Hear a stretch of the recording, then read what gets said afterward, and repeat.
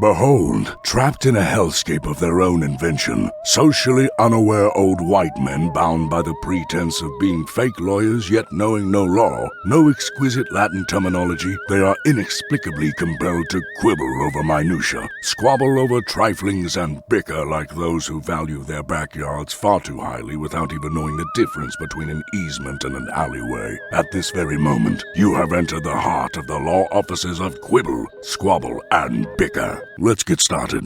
Welcome to another edition of the Law Offices of Quibble, Squabble, and Bicker on this August 11th, 2021. Today we have an incredibly special guest. His name is Michael Stein.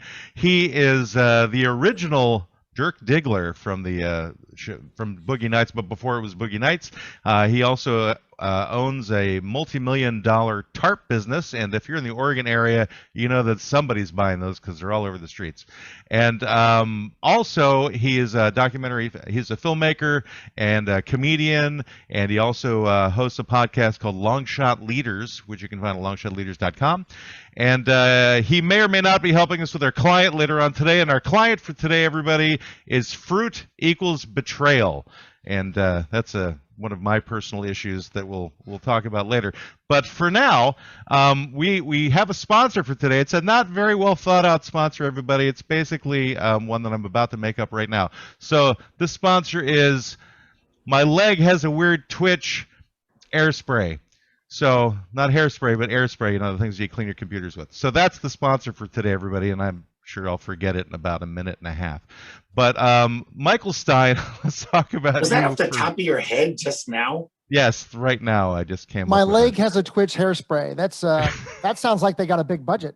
It is keeping this production alive. It is. It's Last keeping week Greg's hair on his head. Last week I made a soundtrack on a guitar for mine. I thought about it for 2 days and wrote it down, and you come up with that. Come on. What? Have I ever said that I put any thought into the things that I do? No, I don't. Both you guys look like you just go through a stream of consciousness, especially Greg over here. This is essentially what this is. This is. I'm drowning in the stream of unconsciousness. We're trying to talk to our guest, Greg, so leave me alone. Do it. Strict. Yes. Michael Stein. So, my biggest curiosity is why you went into a tarp business to finance your films. What made you choose that particular occupation? It takes place in 1968, before I was born, or just after I was born. My dad's had a business partner. His name was Alan Smith, and they were in a tool business, and it wasn't doing well. My dad went off to go sell calculators. He made millions of dollars, and then a few years after that, he became homeless again with a reckless lifestyle. But that guy, Alan Smith, created a business in 1975 called Harbor Freight. And this was the beginning lesson. Harbor Freight is like a publicly traded company, for those that don't know what that company is. It's a big tool company. And I just saw this rich man, poor man thing. And by the time the internet came out, to flash forward to when I knew I wanted to do something on the internet, I heard that there, somebody which if they niche down for a specialty item, they can make a lot of money. And my dad's like, well, why don't you sell drill bits or sell brace of wheels? Like Harbor Freight, because my dad went back in the tool business after he lost all the money, from that calculator business. And I said, I want to pick out an item, if you ever go to like a hardware store, tarps. And I thought, this is something that is simple. It has a lot of applications. It's colorful, and people will always need them. And also, I was a nightclub promoter, and I used to donate, canned food to the homeless. But if you came to my club, one of my big clubs, and you donated canned food for the homeless, you got it for half price. So I said, I could donate tarps to the homeless, and that kind of fits into the thing that I was doing for many years in the nightclub business. All the things fit. I wish there was something truly romantic that I could tell you, but it was that's what really sparked it. And I said, I'm going to do that. And it just clicked. So did they use your tarps? Did they use your tarps in the movie American Psycho when they were like wrapping up the dead bodies? No, I think that was just before my business started. But directed the Batman, Christopher Nolan. He bought a lot of our canvas tarps for one of the Batman movies. Oh, that's kind of an interesting tie-in, because in your bio it talks about how you promoted the 1989 Batman. So I didn't even think of that. You're Yeah. like connected to Batman in a couple of different layers. Yeah. Could you- Well, yeah. Greg, you had a question? Oh, I was going to say, how did you promote the 1989 Batman movie? I did not read this. Well, that was Tim Burton. Okay, so my girlfriend in 1988 was Peter Gruber's daughter, and I was like a fish out of water. Peter whose daughter? Peter Gruber. He Famous producer. Yeah, Okay. very good, Greg. I thought he was somebody who owned peanuts or something. Batman. He won the Academy Award for producing Rain Man the year before, and pretty much anything with the name man in it, he produced. No, he produced a lot of big hit movies. He was the most powerful man in Hollywood at that time, and he was getting bought out by Sony, Columbia Pictures, a big takeover. So this Batman movie's coming out. It's gonna be a huge thing. Before that, it was like Adam West. It was not like a big franchise it is today, but it was a big rumbling. Jack Nicholson and all this. So this is in December. I go up to the movie came out in June. It was a big summer blockbuster, and I'm a fish out of water. I'm from Encino. I grew up a poor kid in a rich neighborhood, so I've been around. Used to being around being poor and being around rich people, but going to Bel Air and then Peter Gruber and then taking private Learjet to Aspen with his family, that was like crazy. And I was really feeling, fish out of water. And then we go out to lunch, the first day, and I see Chris Peters, John Peters' son, who is Peter Gruber's partner, who was the producer partner on Batman, Rain Man. It was his producing partner. And we went to high school together. We were acquaintances. And he says, "What have you been up to?" I said, "I've been promoting nightclubs." I said, "What have you been up to?" He goes, "I want to get into promoting nightclubs." And I said, "That's it. That's all I need to know." We sat down, those two families together. When, I was 20-year-old kid, I was confident, and I took the floor and I came up with the concept that there's a big event, the biggest venue in Los Angeles for nightclubs, the Park Plaza Hotel, which fits 4,000 people, and do a big party for the Batman movie coming out in June. And 2 weeks later, lo and behold, I am in Warner Brothers with the head of advertising, and Chris and I were producing this, probably the biggest movie promotional event for a nightclub promotional event ever. I can't think of any 4,000 people at a nightclub promoting a movie. It's crazy. It was a big production. I can go on and on. I mean, there was a record label called Delicious Vinyl. Matt Dyke, who's now dead, passed away. It was Tone Loc and Young MC. That was his record label. He was my DJ at that party. There's just so many layers to that event, and so many stars and so many promotional aspects about it that were unique. But that's my Reader's Digest version of the Batman party. So now your main focus, is that specifically on your business, or is it you're really trying to make a go out of your podcast right now? Because that just started like a few months ago. I started in March. Okay. My main business is, I do both. I'm kind of like, I never really thought I'd have to do one thing or another to choose that. A kind of, a good friend of mine, one of my best friends, he is a New York Times bestseller on leveraging, on outsourcing. And through the teachings of him, Davin Michaels, I'm able to really kind of adopt podcasting, which is not my bigger moneymaker. My big moneymaker is my business, Abadak, Tarps Plus. So basically, Abadak Inc. is the breadwinner, and my podcast is my passion, and it's growing. And I don't see podcasting as being a time restrictive as maybe for other people, because I could afford to, I don't edit my own shows, and I don't do my own graphics, and I promote it myself. I like to do my own, but that's what I do for my own company, is marketing. Right. And so when did you decide to get into the whole podcasting field based upon, because earlier filmmaking was your thing. And so when did that kind of fade away? Well, was it after Love Hollywood Style? Yeah. So you have to kind of go back to where it starts in the beginning. So things generally start at the beginning. That's true. Yeah. So I do a podcast called, I'll give you the Reader's Digest version here. I do a podcast called Long Shot Leaders for a reason. I come from a long line of long shots. My grandmother escaped the Russian concentration camps. I told you my dad was homeless, and that happened to him. And I was not a planned child. My mom, would tell people, everybody, she's like, I drank, I smoked, I ran up and down the stairs. I'm like, Mom, they just want to know if you want ranch or blue cheese. Can you just give them the order? And I grew up hearing about how I'm lucky to be alive and all that. So I was a basket case. And then little by little, I had a success. I made people laugh, either laughing at me or whatever.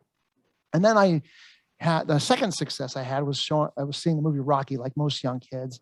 And I was a really unhealthy kid. I was, I had ADHD, ADD, dyslexia. I had a stutter. I had poor health.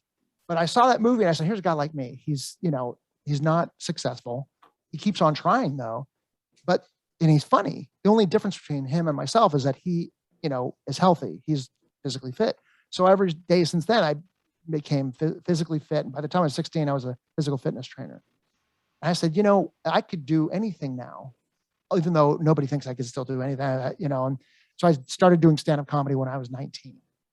And I told my high school tutor, I said, I'm going to become an entrepreneur, an actor, and a comedian. She's like, you should think about working with your hands because not everybody's meant to do what they want to do. And I said, well, screw you. And the day after I graduated high school, I started a tool company to be like my dad, like I Harbor Freight. And I failed miserably like 2 weeks later. And I said, you failed. Well, how can you call it a failure in 2 weeks though? I mean, 2 weeks. You're 18. It's summer. You just graduated high school. You want to go to the beach, but you're sitting in your parents' house trying to on the phone, trying to make phone sales. And I got ADHD still, and I'm going out of my freaking mind. So in like, 2 weeks, a 2-week failure. Yeah, I don't know if you can chalk that up to failure so much as boredom.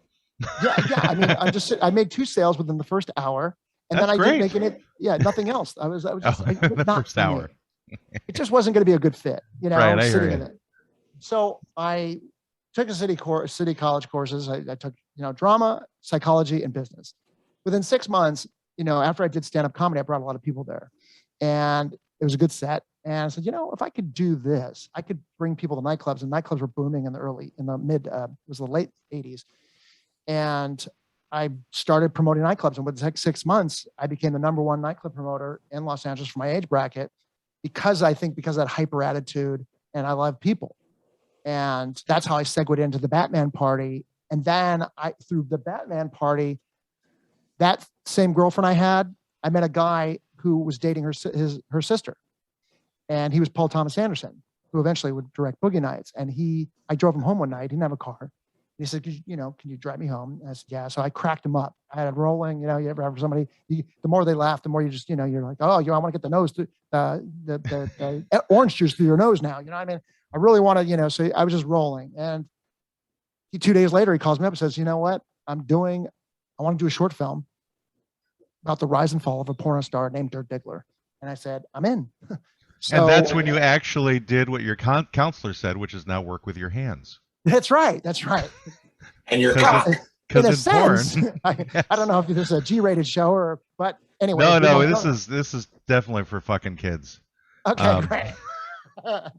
Well, you definitely, it was older kids, a real porno thing, but it was like a cross between Spinal Tap and Boogie Nights, So it was a short film, did really well, and from there, I saw him be successful, and I said, I want to be, finally do this. I could see it happening for somebody. It can work. So I wanted to be an actor and a filmmaker. So I started to, I wanted to do a documentary on the LA nightclub scene because I figured I'm promoting. I might as well kind of segue, not waste my, kind of leverage my time, right? Squeak into that. And I packed the Park Plaza Hotel where I did the Batman movie. A year later, I did another 4,000 people directing a documentary on the history of LA clubs. And I said, I gotta do this deeper. So then the rave scene was like going bigger. So then I did a documentary on the history of raves and house music. And that failed though financially. And I said, I gotta learn how to be a better filmmaker maybe. Because I saw my friend, he was, doing well. So I left I started doing underground gambling casinos and I left that business because I said, I can't do the casinos and the clubs. It's not my overall goal. So I'm just going to become a production assistant. Well, plus, isn't underground gambling like illegal in California? You think it would be, but we were doing the Mondrian Hotel. You ever hear that hotel? Nah, but I'll just pretend like I did. Okay, yeah. Yeah. So it's a It huge was a wonderful hotel. hotel. I went there hundreds of times. Okay. Well, it was maybe the Hyatt. We were on Hyatt. It was on Sunset Boulevard, and we had like, it's supposed to be like hotel suites joined together, maybe 90 people. There was like 150 people inside, 300 people outside on the Sunset Boulevard. West Hollywood police get there. They bust us and said, you know what? You do this again in West Hollywood, you're going to jail. But we got like 20 minutes to like gather up everything, gambling tables, everything, and we're out of there. This is before that movie, Molly's Game. And we still did it though in Hollywood and like, West LA. And I So was had Tobey Maguire at your gambling tables? I don't remember Toby being there, but there was a lot of stars there. I mean, I have a picture of Rodney Dangerfield, David Lee Roth, and Pee Wee Herman. Whoa. And that's at our club. If you go to my Facebook page, you'll see that. So the long story short though, is that I stopped because when we kept on doing it, I got approached by some guy that owned a bar that was loosely related to the Castellano family. And he took pride on wanting to be our partner, and he wouldn't take no for an answer. And I said, well, I'm done. So I said, look, man, I just want to be an actor. I don't want to deal with this shit. That's it. Yeah, that's the right time to retire from prudent choice. underground Very prudent. gambling. So it's like not the somebody with police the you have nose to to worry the side says, I want to be a partner. Right. So I became a production assistant. I worked in film production for 3 years, and I learned the ins and outs of filmmaking through working on commercials, because you learn the beginning and end and middle and end of a film production really fast, and you work with the best. So by then I was able to get favors, get some money together that I saved, and other people promised me money. And I did a film, an award-winning short film, half-hour drama called Rituals and Resolutions. It made the second pass the live action short category for the Academy Awards. It won Oberhausen and Palm Springs and got by HBO. Got me close to a movie deal. I met with Jill Silver's office. I met with Trimark Pictures. Trimark Pictures was going to make a script that I wrote about gambling casinos in Los Angeles, right? And after 2 years of development hell, I said, screw this. I can't handle this anymore. Hollywood is like just full of red tape. It's full of bullshitters. I'm going to make my own movie, but I'm not going to make the gambling movie because that's the one that you want to make. I'm going to make a movie that I want to make badly, that nobody wants to make, that nobody would ever let me make, which is about 4 intertwining stories about love and dysfunction in Hollywood. And I called it Love Hollywood Style. I think I saw that movie because I was watching the trailer earlier today, and I'm like, this seems very familiar to me. But you have a lot of incredibly talented character actors in that movie. Yeah, we got a 2-time Academy Award winner, Faye Dunaway, also. Right. It got huge. It was like, I first just wanted to do like a small film, a small feature. I was going to be like Robert Rodriguez and give blood and do it for $6,000. With El Mariachi, that famous story from the 90s that he did. Right. But the budget got bigger, and now I'm like, I wanted a woman to play God. And who else other than Mommy Dearest? So I think what hurt your movie was having Andy Dick in a leading role, though. He's a special guy. He is a special guy. Yes. Yeah. I mean, it's an eclectic cast, no doubt. Andy Dick was perfect for the role that he played, though, because I wanted Dom DeLuise, but he was dead. So it's hard to prop him up for that type of thing. Without some smelling salt and some. He could be a Weekend at Bernie's Part 3. You have him like sitting there in limestone so that he doesn't rot. So Andy Dick plays a porno director, and I kind of like the director in Blazing Saddles, but a porno director. I wanted that kind of character, and I couldn't think of anybody else better than Andy for that. So that's why Andy Dick was so perfect for that role. But he's really nutty. How was he on the set? Was he a nightmare? I hear he can be very temperamental. He was fun on the set. Okay, here's a story. So I built this big hell set, in a big warehouse, and he then says, well, I want to use that set too. I said, no problem. Just and I'm a business guy also, though. I started my business. I forgot to tell you the reason why I was able to make this film. I started this tarp business, and within 6 months, I made $500,000, and that gave me the money to make the movie. So I almost bottomed out the business, spending it on this, money on this movie. But I built this elaborate set at a warehouse, and Andy's like, I want to do like this. And he ended up doing this film. I want to do a hell set, my documentary film thing too. Can you keep that, set, open for a while? I said, yeah, no problem. But then we had to break it down because we were paying rent. So then the day comes, he's totally unorganized. He doesn't call me, and then 2 days go by, 3 days go by. A couple days go after that, he goes, I want to do it today. I'm like, okay, well, we're breaking it down today. Andy, I don't know what you want me to do. And he goes, well, don't break it down. Don't break it. I'm like, okay, most people get there at like 6 a.m, right? Because they're going to shoot all day. He doesn't get there until 4 o'clock by like 2 p.m. I'm like, guys, you got to break it down. They start breaking it down. He gets there. He calls me up. He goes, Michael Stein, you're fucking me. You're fucking me. You don't want me to have a hell set because you had a hell set in your movie. You're totally fucking with it. Andy, I love you. What do you, why? I thought you were going to flake. I told you it's getting broken down today. You're fucking me. He's whacked out of his mind. So that was the last time I talked to him. Oh no, but we had a scene at the end of the movie that we had to bring everybody back in a bar because we had a tracking shot to shoot to pass everybody in the film. And I had somebody call them and said, Michael wants to know if you can be there on the last day to shoot. He goes, yeah, tell him I'll fucking do it when I get my fucking hell set. I was like, when the hell set freezes over, that's when. That's right. That's nice. Touche. So when you did PA work, did you do work on the early Paul Thomas Anderson movies? Like, were you on Hard Eight? No. Paul and I were friends. I was working on commercials. I didn't want to work on movies because, first of all, you don't get paid as much. Hard Eight was more of a low budget film. And I wanted to be in Paul's movies. I didn't want to be a PA in his movies. So I was like, screw it. But also when I was starting to get work in commercial production, you get paid twice as much per day. You get per diem. You work with, I already knew Paul and a lot of the lower budget movie, it's just like, it's a long haul as a PA to work in features. And I kind of already, when you work in commercials, you work with the best DPs, everybody's getting paid more per day. So they want to work that. So when they're not shooting their films, they're trying to shoot commercials because they're getting paid more per day. So now, you did get a small role in Boogie Nights where you get to play across Don Cheadle, which must have been fun. Although he wasn't as big of a name at the time, but his name was definitely rising then. Absolutely. And he was awesome. Yeah. And so did you think about forcing Paul Thomas Anderson to put you in all of his other movies too, as like some kind of well, a role? we had conversations about it, like you could have done well in Magnolia. You could have been like one of the frogs that fell out of the sky or something. Yeah, that's right. I do a good ribbit, but it's a longer story.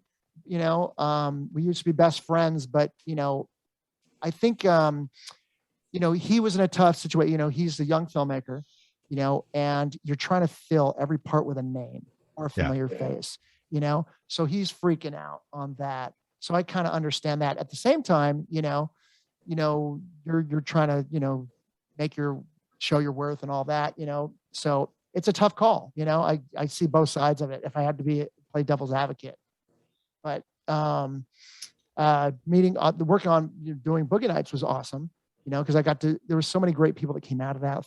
Philip Seymour Hoffman, who was a really cool guy, and Don Cheadle, who's a craftsman of an actor. So that was really cool. By the time, the other movie, I think the last time I talked to Paul is when he did, just before he did There Would Be Blood. The last movie that Paul and I were friends was Punk's Drunk Love. And then something happened? Yeah. Well, yeah. What'd you call him?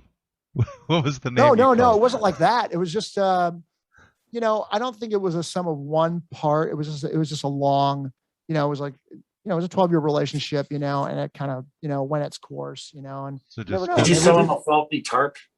That's right. I don't really, you don't really know. Sometimes you have friendships that they kind of just, it's not one thing, it's multiple things. And we still have mutual friends that talk, and we might talk again, but right now we're not talking.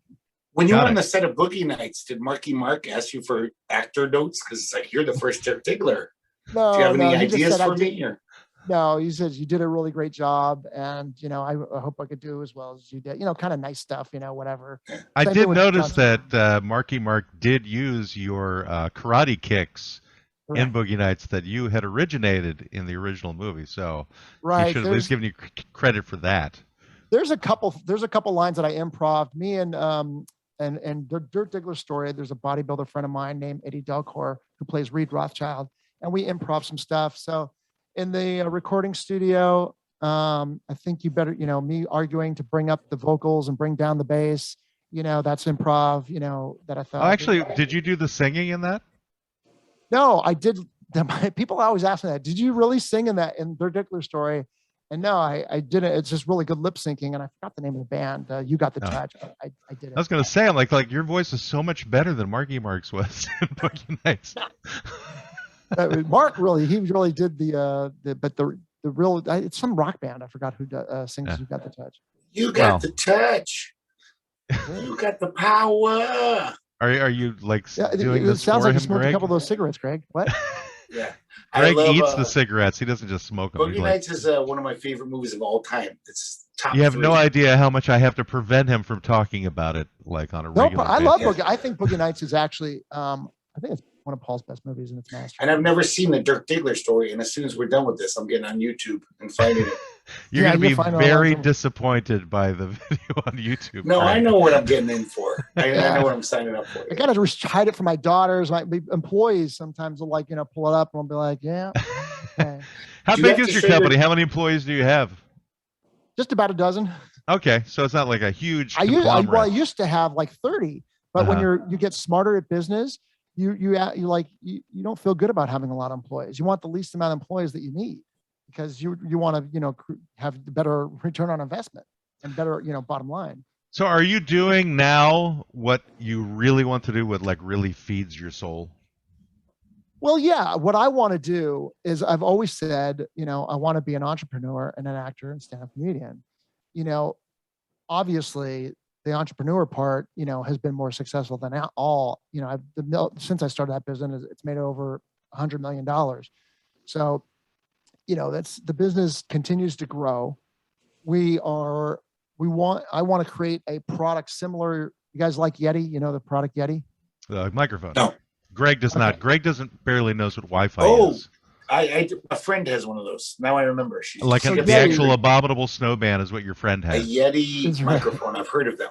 No, not microphone. Yeti is a cooler, and they create these mugs, and they're like they keep things cool. Oh, gotcha. Sorry for the confusion there. Yeah, I think in terms of brand. Microphones, because Blue is the name of the company that makes the Yeti microphone. Blue Yeti, yeah. Not to be confused with Blue Yeti, but Yeti, the company Yeti, the Yeti coolers, they're a $2 billion a year company. And they created their company in 2006 with a lifestyle brand with coolers. My concept is look, we're creating a product right now. Hopefully it will define this industry the same way Yeti defined the cooler. So that's one thing that we're working on. Just now, as my kids are getting older, they're like, okay, we don't need so much time because they're going off with their friends like 15, and 13. So now it frees up my time to where I can get back into filmmaking and acting again. And that's what I'm doing. And that's why I did the podcast, because I'm getting to that level to where a little bit more time as well. So we just want to start getting the networking going on again in that industry. And it's a different industry now than when you were in it back in the 80s and 90s. I mean, everything's changed now with streaming, and everybody's in a little box now as opposed to on a big screen. Yeah. So welcome to your other little box. And this is why you're on our show, is to jumpstart his career, because this is where all of the big names go first. This is the littlest box. They go to Law Offices of Quibble, Squabble, and Bicker. That's right. Yeah. They come here, and then you never hear from them again. We've launched a lot of stars. That's right. Into space. We're like Ed Sullivan. Greg is awesome. You guys post your video on YouTube? Yeah. The show does go on Greg, you got to keep the mohawk. Well, it gets cold here. He goes through phases. Oh, come on, Greg. He never shaves it all off. Actually, the mohawk is relatively new. It's just from a couple months ago. I do it like every year. Once a year, I get in a certain mood, and I'm like, got to do the mohawk again. And once a year, I give him a hard time whenever he has the mohawk. Because he's embarrassed to be seen with me in public. It's not so much that as it just cracks me up. I just really think it looks like something you shine shoes with. All right. We quote a line from okay, you can be you, and the right stuff. Like nobody calls me by my name. My name's not Gus or Gus Grissom. Oh, right. From Okay, you can be Gus. All right, you can take on. You can get rid of the mohawk when you want it. yeah, exactly. But for now, he looks like a pineapple. Anyway, so that actually brings us to the perfect segue for our client for the day, and our client for today is Fruit Equals Betrayal. Now, Michael, at the beginning of this, I said you have an option at this stage of the show where you can do your final plug and talk more about what you want to promote, and you can either stay with us through this client, which will just go for like about another 25 minutes, Or you your can, family. or you can run screaming and spend time with your family. I guess I will go eat some fruit with the family, and but I will tell you, I do want you guys are awesome. Thank you so much for having me on your show. I love your whole vibe. It's too bad I can't meet Mr. Bicker, but I met Quibble and Squabble, so that was good. But I really appreciate it. And we're gonna keep in touch. I got to find you guys on social. But the way to get a hold of me and to know what we're doing, just go to longshotleaders.com. If anybody has a long shot story, I want to tell those stories. I'm seeking for the ultimate long shot story. That's what we do. We tell a story about people that overcome large obstacles to find success. So if anybody out there, it doesn't have to be monetary success, could be any kind of you survived something or whatever. We've had all kinds of Holocaust survivors. We've had, all kinds of people on the show. What about people who have not found success and they've been a long shot? Could you do those as well? Yeah, I kind of, like all the big failures? Because Greg might be a perfect guest for that. I feel like the fact that I didn't end up homeless by this point in my life is a success. I thought I would be. As a young boy, I thought, yeah, that's my future. Your future was like you were going for homelessness? Being a bum. I didn't want to, but I figured there's nothing I can do. Not so much of an arc there, Greg. A little bit of an arc. We're just a little bit of an arc. That's all we need. That's right. You would never be the subject of a film, Greg, but you would be the subject of a documentary. Give me something to work with, Greg. That's all I'm saying. I know. I gotta punch it up. Greg was famous in a couple of bars in Arizona back in the 90s. Greg was famous at a couple of bars back in the 90s in Arizona? In Arizona, yes. Yeah, because he was in a punk band back then. He also was a writer for a comic strip that he created. So I like it. Greg has a lot of interesting stuff in the background, much more than me. I have nothing interesting. But I have nothing anymore, though. It's all gone. No, it's very eclectic back there. You're right. Is that a refrigerator? Yes. It's my kitchen. We're in his kitchen. But the kitchen looks like it's a book room, kind of. Is that spicy? It's a spice rack. His apartment is a comic book archive. I put all this bric-a-brac on that spice rack. It's all these goofy toys and shit. But I'm curious about your background, where it seems like those are all very relevant to you. Like you have the same stuff on your wall that my 80-year-old mother has on her wall. Me? Yeah. No, Greg does. Oh yeah. No, Michael, those pictures. These pictures back here, these multiple pictures, I call this nouns, people, places, and things. And it's a combination of influential people and certain things in my life. Like that's one of my biggest nightclubs there. It's a long story. We'll get into that. One of the greatest places though is the Van Nuys Theater in Los Angeles, which is an iconic drive-in movie theater. And then Ben Frank's, which is now long gone, a Brat Pack diner that is on Sunset Boulevard. I used to go to all the time when I did clubs. But there's plenty more pictures there. But that's what that's called, nouns. Yeah. Well, we'll have to get you back on another time, sometime in the future, because we can't do it in the past. We've never been able to figure that out. Yeah, make a movie, Michael, so we can talk about it. Well, we're doing a documentary right now on that crazy Love Hollywood style, because we just found the footage of that, and we're doing a concept of it's called Burning the Boats, about choosing passion over opportunity, and what happens there. So we got some big names that are going to be in that, some people that have burned the boats to for their passion. Nice. But we're doing that documentary. But if as far as just getting a hold of me, and let you go and do your thing, just go to longshotleaders.com and check us out. And I want to hear of any long shot stories out there. And I thank you so much for having me on your show. I appreciate it. Oh, sure. No problem. Thank you for being on. Michael. We're always surprised when people show up anyway. So thank you for that. Oh, you guys. No way. Being there. So, you guys. Anyway, thank you very much, man. Appreciate you being here. That was Michael Stein, everybody. And it still happens to be Michael Stein because he hasn't signed off yet, so it'll continue to be Michael Stein until he's gone. Now he's gone. All right. Now he's not Michael Stein anymore. Back to you and me, Greg. All right, so Now it's he's just the you and boy. me. So here we go, everybody. This is our client for the day, which is sad that Brendan's not here because Brendan could certainly take me to task for this particular ideology Yeah, of because mine. this isn't really a client; it's your personal. It is a client. It is a client of Weird mine. thing. Yes, I found this client, Greg. That's And what you're this the is only about. one Fruit. who knows No, this client. that's not true though. I think many people can agree with me about this. That fruit equals betrayal. And here's why this comes from: is that I have been betrayed by nearly every fruit imaginable with the potential for being really tasty or good or sweet, and you go in to bite it and it lies to you, and it's bitter or it's sour or it's grainy or What about it's a banana? nasty. What does Banana can do it too. Banana can be like, it's probably the better of the fruits out there. So if there's like a hierarchy of betrayal, I would say the banana has been the least of the betrayers to me personally. But one of the top betrayers are apples. Apples have betrayed me so many times. And Did you get worms? no, have you ever had like a red delicious apple that's maybe past its ripeness or something? Or Oh, eat fresh fruit. You're supposed to eat fruit. well, when how it's do you fresher. know that it's fresh, Greg? How can you tell? Feel it. You can tell Yeah, by I the know, but feel. maybe you can't tell by touching the thing. You can't tell till you take a bite out of it. So you And never had there a is the stale betrayal. cookie?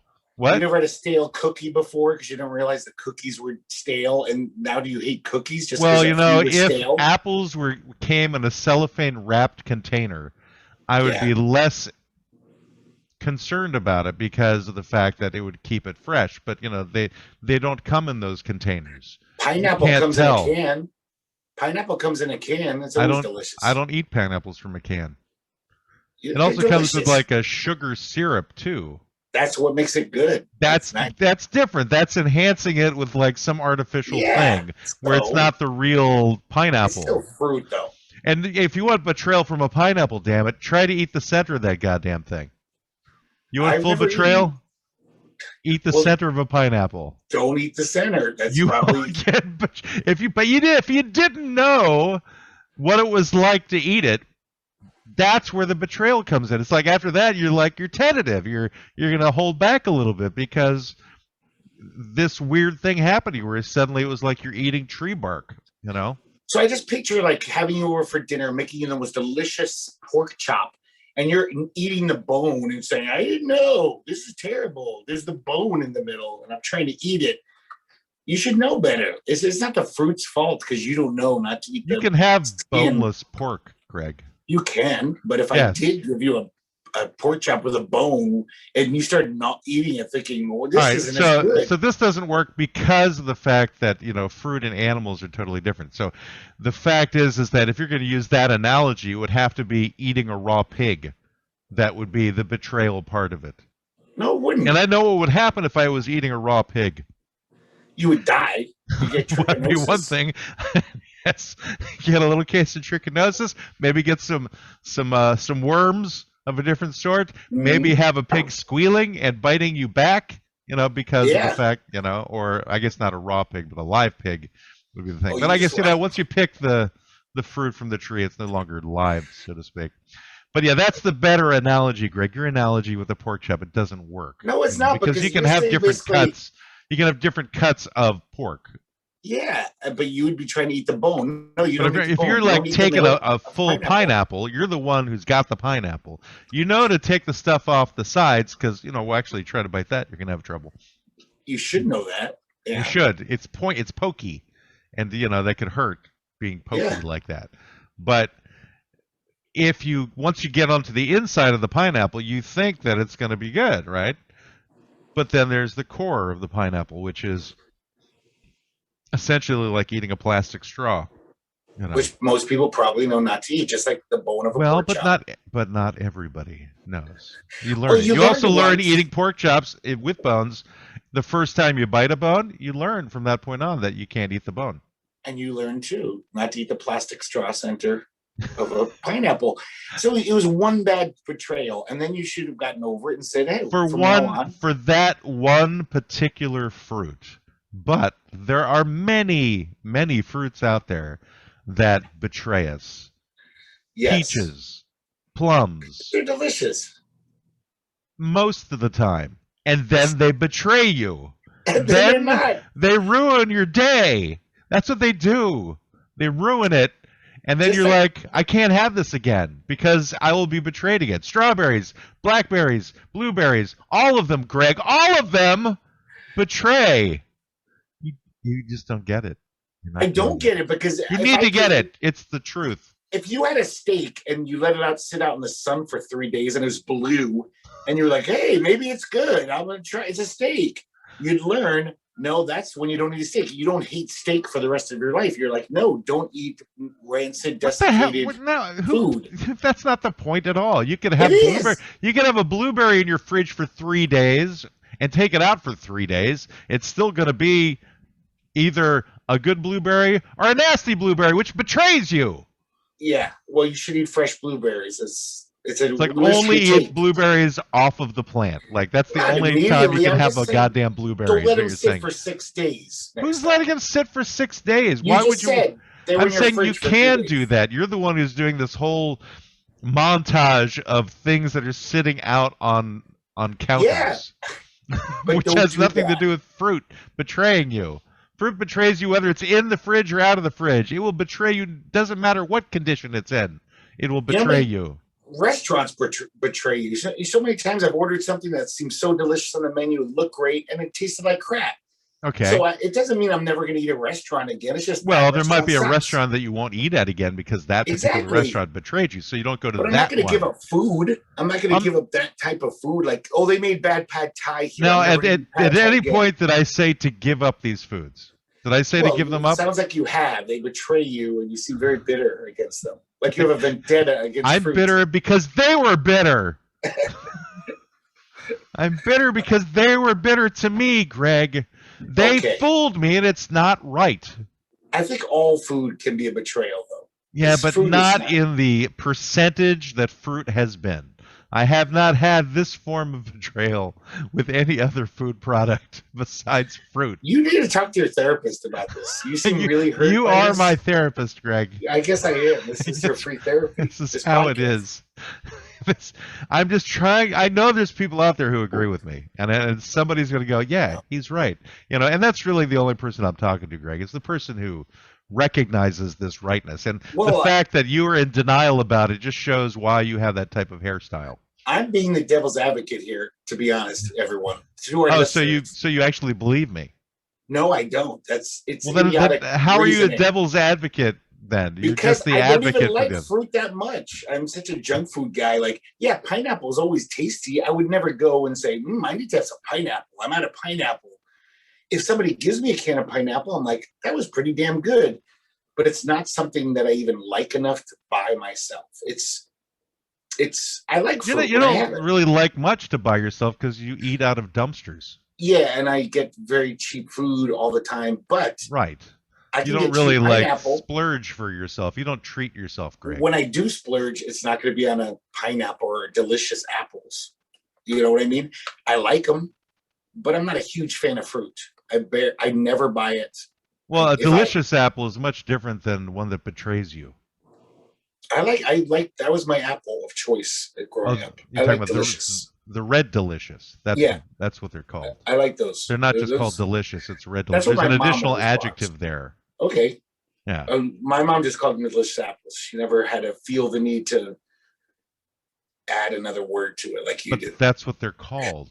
It's Yeah, not adding and- another word when the word is already there. So yeah, but she didn't have a lot of time. She was busy raising 4 kids. She So had a she lot had of time to use the word red. Yeah. That would have slowed her down. She couldn't make it out of time.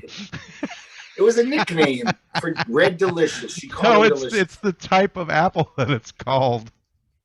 I know, but everyone knows when you say delicious what it is. It's not a green No, they delicious. don't. You can or just a say that pink it sounds like a delicious. good apple. You're saying it's a delicious apple. But when you say it's a red delicious apple, you know that's the kind of apple that it is. My grocery store just said delicious. I You've worked heard at of the the grocery Granny store. Smith apples, right? Yes. All I right, have. well, take the Granny off of that, then you have Smith apples. What do you think people are going to be calling I it? bet an apple aficionado would know what that meant. A Smith. They'd be like, yeah, it's not a John Smith. It's not a. It's obviously he's talking about a Granny Smith apple. Yeah, but that's the name, so you call it a Granny Smith apple. Sure. Yeah, sure, But exactly. people understand if you say Now language is betraying you, is what the problem is here, Greg. It's not you are betraying language. No, you're betraying meaning. I'm betraying language, but you're betraying common sense. That people can't figure out a delicious apple. When you say, well, oh, when you say it's a delicious that? apple, it doesn't sound like a type of apple. It sounds like somebody really liked the apple, you twit. I get it. But if somebody says, what type of apple is that? And you say delicious, it's like, okay. No, it still doesn't come across as the type of apple. It sounds like you're just being facetious and going, I really like that apple. It could be, but not many people. It's like people a tasty apple. I call it tasty apple, too. That's the type of apple. Is a taste. No, it's red tasty apple. That's the proper name. Red tasty.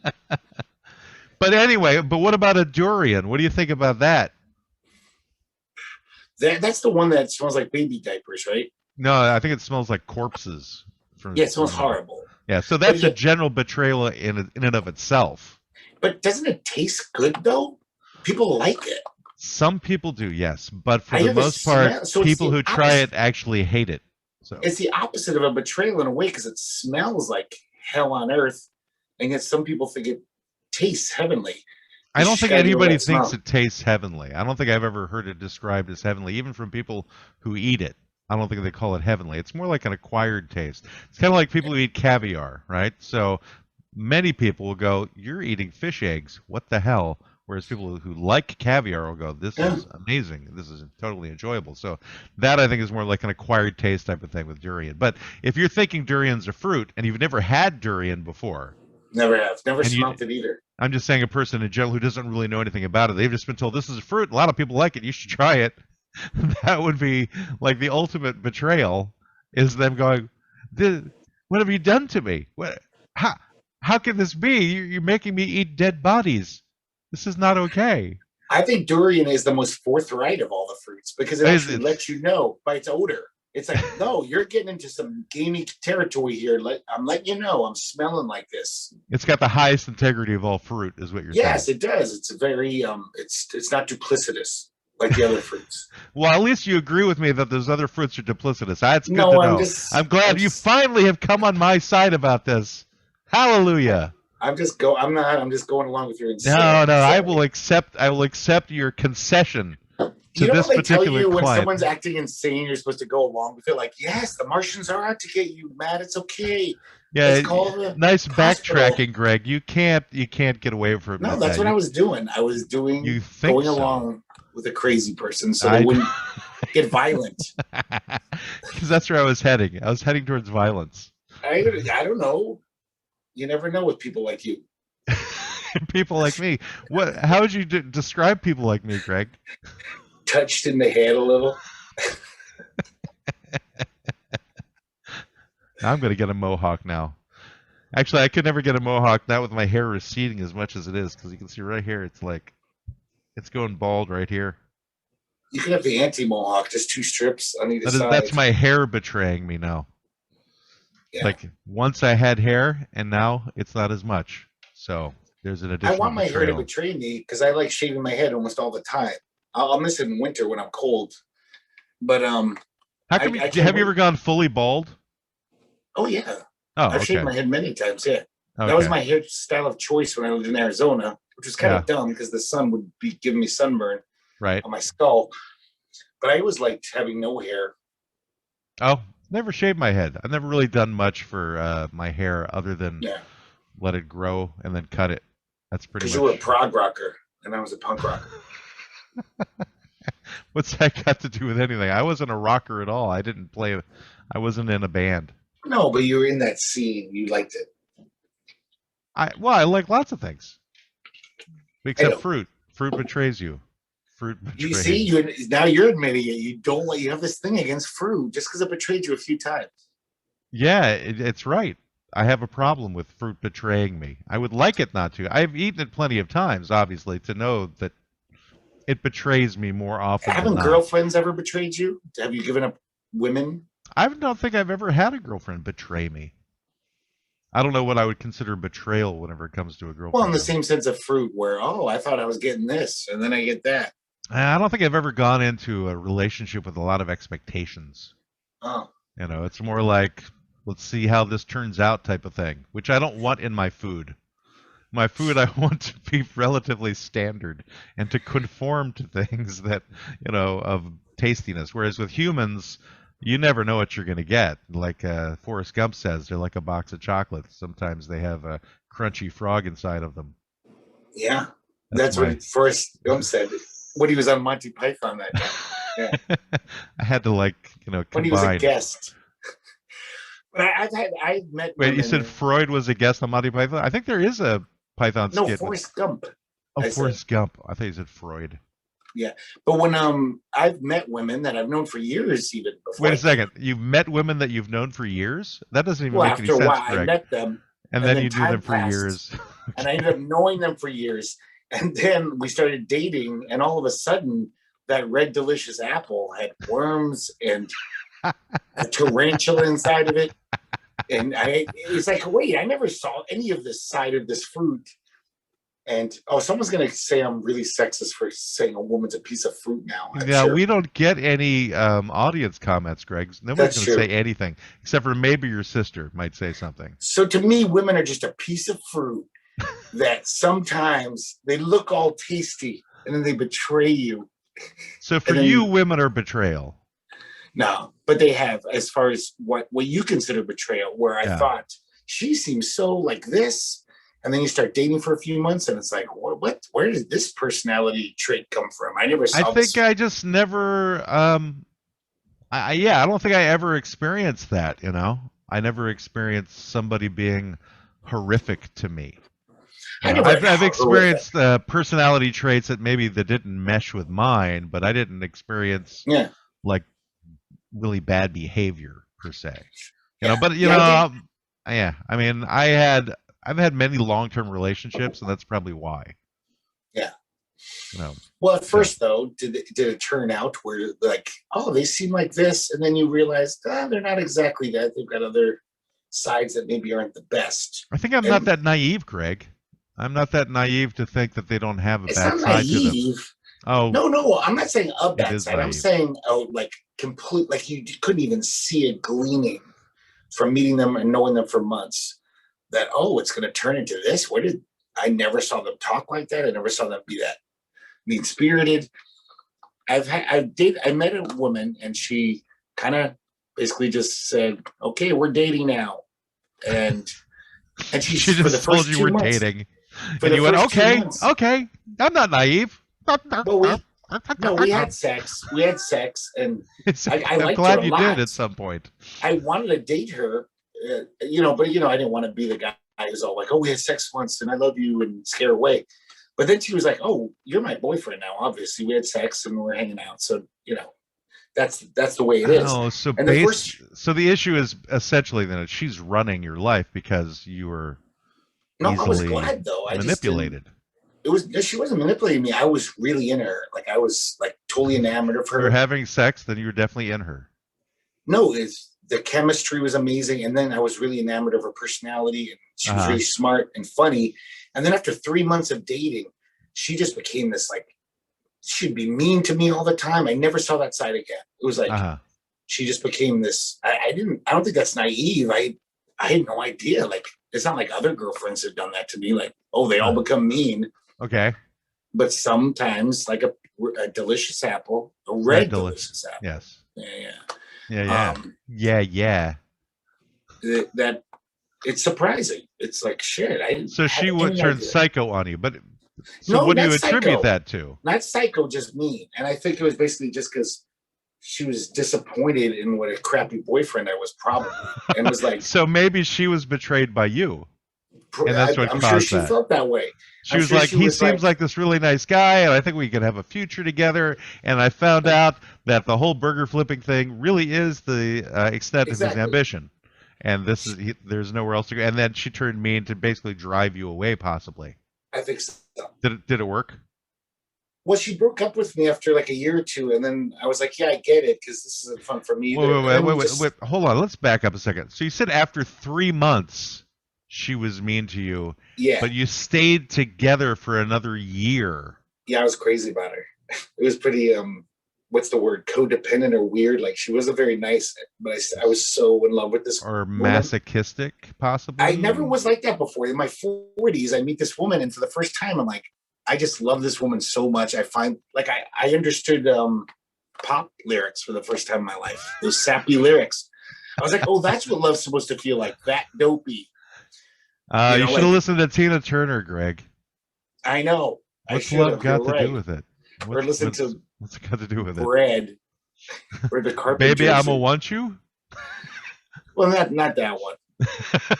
But I should have listened to sad, like, Janis Ian songs or something. But so at 17, and then we ended up staying in together. Your 40s? Like, even though we weren't technically dating, we still basically had sex all the time, and we hung out every day for another 3 years after that. So it was almost like she just didn't want to be hitched to my to my wagon. Your star? My hitch to my wagon heading towards a star. Is that the phrase? Wagons don't actually go into the sky unless you throw them.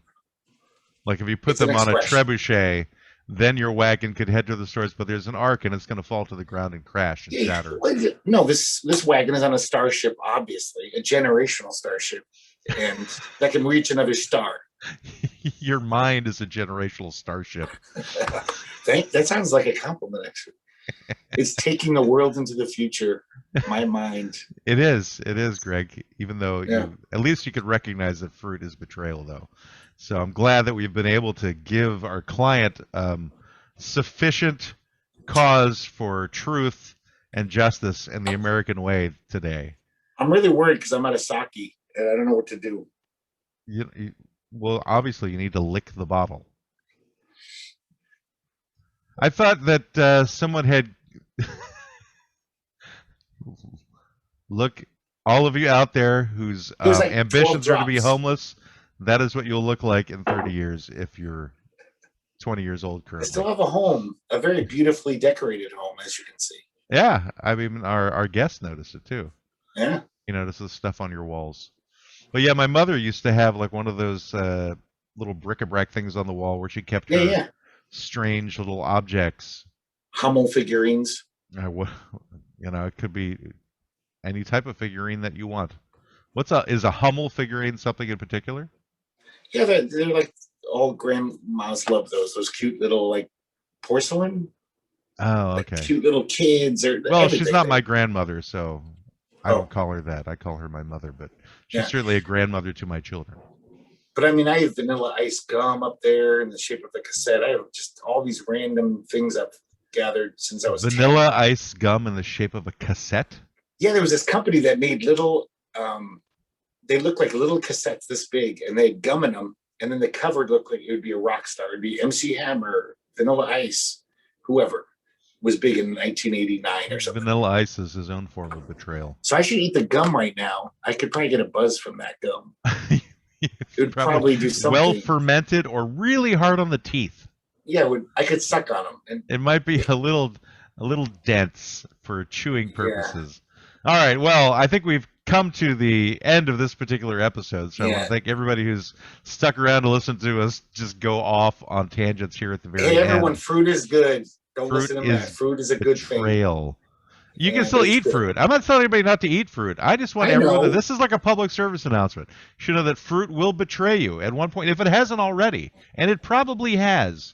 You probably have been betrayed by fruit at this point in your lives, people. So you all know I'm speaking sooth, and it is sooth. It is. But that has been our client for today. I want to thank Michael Stein, who was on earlier. He was quite an interesting fellow with the podcast Long Shot Leaders. And if you want a tarp, if you're a serial killer out there and you need something to wrap somebody up in, buy them from him too. This has been, once again, the Law Offices of Quibble, Squabble, and Bicker. And hopefully Brendan will be back next week. We'll see. Bye. Your consultation with the Law Offices of Quibble, Squabble, and Bicker has ended. You may pay your retainer at www.qsblaw.org. Please exit to the right of the water cooler and grab a candy from the front desk. We hope to see you again soon, but you need to leave now. I said leave. Why don't they even listen? Get out! Get out!